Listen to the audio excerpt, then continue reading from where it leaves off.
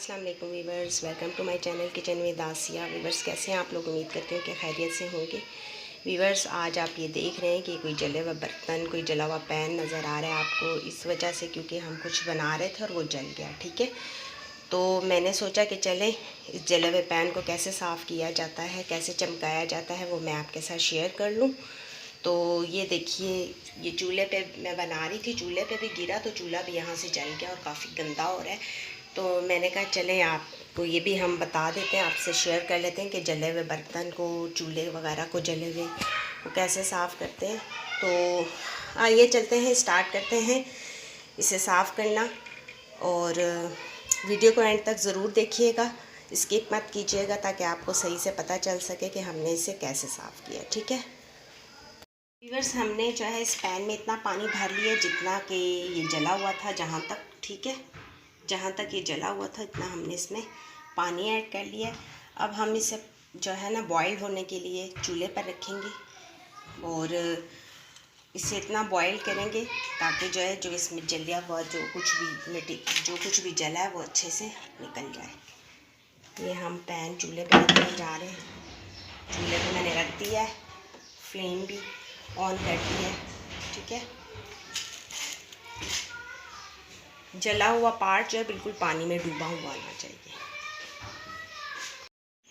ये व्यूअर्स, हमने जो है ना पानी रख दिया था, अभी हल्का हल्का सा गर्म हो गया है पानी। अब इसमें हमने क्या करना है कि जी ये डिटर्जेंट है, कोई सा भी डिटर्जेंट लेकर आप इसमें डाल सकते हैं। ठीक है, तो ये मैं तकरीबन 2 चमचे भर के डाल दूँगी। ठीक है, ये आपके सामने मैंने इसमें डाल दिया। अब इसे हम अच्छे से बॉइल्ड आने देंगे ताकि ये बिल्कुल उबल जाए, और फिर इसी में से थोड़ा पानी लेकर हम इस चूल्हे पे भी डाल देंगे ताकि वो भी नरम हो जाए। तो अभी हम इसे बॉइल्ड आने तक आपको दिखाते हैं। खौलता हुआ पानी लेकर इस चूल्हे पर भी डाल दूँगी ताकि जो है ये भी उखड़ जाए, साफ़ हो जाए। ठीक है, इसे भी 5-10 मिनट इसी तरह रहने दूँगी ताकि ये साफ़ हो जाए। हमने चूल्हे से पानी, ये पैन को उतार लिया, खौलता हुआ पानी था, बहुत ही गर्म। अब हम इस चमचे के ज़रिए, कोई भी आपके पास हो जिसके ज़रिए से आप जो है ना इसमें जमा हुआ जो भी मटेरियल था, जो कुछ भी है, वो आप उसे उखेड़ेंगे। ठीक है, तो मैं ये चावलों का एक चम्मच था, तो मैंने सोचा कि चलो मैं इसी से जो है उसे उखेड़ती हूँ, क्योंकि अभी अब गर्म होने की वजह से पानी वो थोड़ा सा नरम हो गया। ये आप देख रहे होंगे, आपको नज़र आ रहे होंगे इसके पार्टिकल्स, जो कुछ भी था इसमें उखड़ने लगा है। ये देखिए जला हुआ। अब मैं आपको सारा ये उखेड़ के बताऊंगी और इसे दिखाऊंगी कि ये कैसे हमने साफ़ किया इसको। ये देखें,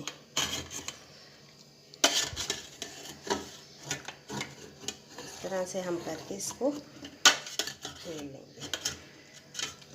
और अगर आपको लगे कि अभी तक नहीं उखड़ा तो आप थोड़ी देर उसे और पकने के लिए रख दें, तो वो फिर उतर जाएगा जो बाकी भी है। ठीक है,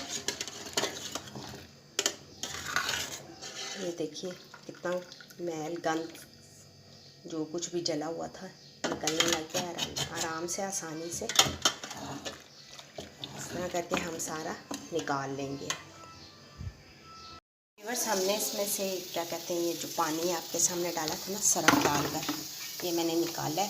इसमें से काफ़ी निकले भी हैं, कचरा वगैरह मैं आपको दिखा रही थी, लेकिन फिर भी ये पैन कुछ ज़्यादा ही जल गया है, क्योंकि स्टील है, स्टील ज़्यादा जल जाता है। तो मैं इसमें ये लेमन का जूस थोड़ा ऐड करूँगी और साथ में ये विनेगर भी ऐड करके इसे तकरीबन 2 से 3 घंटे के लिए और रख दूँगी, ताकि जो है ये अच्छे से इसके अंदर ये जो जला हुआ जितने भी वो है वो निकल जाए। तो अगर आपके पास विम पाउडर है वो भी आप डाल सकते हैं। तो मैं अभी इसमें तकरीबन सिरका डालूँगी, 3 से 4 टेबलस्पून के करीब ये मैंने डाल दिया है। अब मैं इसमें ऐड करूँगी लेमन जूस।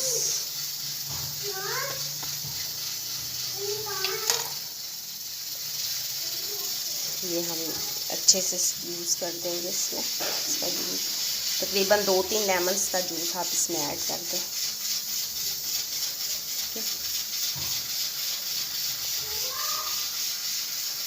अब मैं इसे मज़ीद तकरीबन 2 से 3 घंटे दूँगी, ताकि ये जो है, या फिर आप इसमें थोड़ा सा ये पानी सरफ वाला और डाल के, मैं थोड़ा सा डाल दूँगी, इससे थोड़ी देर गरम करेंगे। और देखिए इतना डालूँगी जितना जला हुआ पार्टिकल है वहीं तक डाल देंगे। अब मैं इसे दोबारा से गरम करूँगी और फिर इसे हल्का से ही गरम करूँगी, ज़्यादा नहीं, लाइट सा। और फिर इसे हम लाइट सा गरम करूँगी और फिर इसे हम तकरीबन 2 से 3 घंटे के लिए रख देंगे। फिर दिखाऊँगी आपको कैसे साफ होगी। 3 घंटे पानी हमने इसमें जो विनेगर और लेमन डाल के हमने वो सरफ वाला पानी इसको भिगोए रखा था, तो अब ये थोड़ा उखड़ने शुरू हो गया है।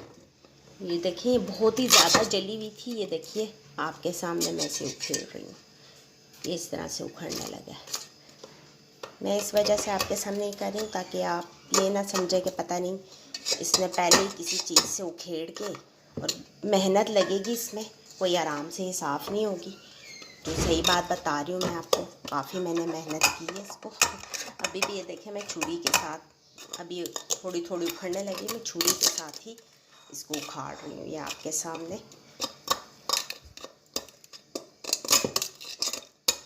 ये इस तरह से, अगर हम ये कहें कि जी वो सब कुछ डालने के बाद बस हमने जैसे ही उसको हल्का सा वो तार लगाई या कपड़ा लगाया तो साफ़ हो गया, तो ऐसी कोई बात नहीं है। मैं आपसे कोई बात छुपाऊंगी नहीं और ना ही झूठ बोलूँगी। जो हकीकत है वो ये है कि मेहनत करनी पड़ती है। भिगोने के बाद विनेगर और वो लेमन जूस डालने के बाद ये हुआ, 2-3 घंटे भिगोने के बाद ये हुआ कि ये देखिए इस तरह से ये फिर उखड़ने लग गया। ठीक है, अब ये जब छुरी के साथ मैं सारा उखेड़ लूँगी फिर मैं आपको दिखाऊंगी इसे साफ़ करके। व्यूअर्स, चूल्हे पे भी हमने गरम गरम पानी ऐड किया था, तो उसकी वजह से ये देखें कितने पार्टिकल्स जले हुए निकले हैं इसमें से भी। तो व्यूअर्स, फाइनली मैंने पैन को बहुत ही मेहनत के बाद चमका लिया। वैसे थोड़े बहुत ज़रे हैं, ये भी आहिस्ता आहिस्ता साफ़ हो जाएंगे, लेकिन बहुत सारा, जैसे आपने देखा था ना, ये देखिए ये सारा कचरा मैंने इसमें से उखेड़ा, जो कि लेमन और विनेगर की वजह से जो है ना ये उखड़ गया। ठीक है, इसको फिर मैंने छुरी से उखेड़ा। इसके बाद मैंने ये लिक्विड होता है जिसे तेल भी कहते हैं, बर्तन धोने वालों से मिल जाता है, ये मैंने डालकर इसमें थोड़ा सा और तार के साथ मैंने इसको मांज लिया था, और मेरा पैन शुक्र है कि साफ़ हो गया। मुझे बहुत परेशानी हो रही थी कि ये साफ़ होगा कि नहीं हुई। तो व्यूअर्स, अगर मेरी ये तरकीब आपको पसंद आई हो तो मेरे चैनल को ज़रूर सब्सक्राइब कर दीजिएगा, क्योंकि मैंने बहुत मेहनत की है। तो प्लीज़ व्यू करने के साथ साथ ये रेड बटन जो आपको नीचे नज़र आ रहा है, इसे प्लीज़ क्लिक करके सब्सक्राइब कर दीजिए, और वीडियो अगर पसंद आ जाए तो लाइक भी कर दीजिएगा। बहुत बहुत शुक्रिया। इसी के साथ हम आपसे इजाज़त चाहते हैं।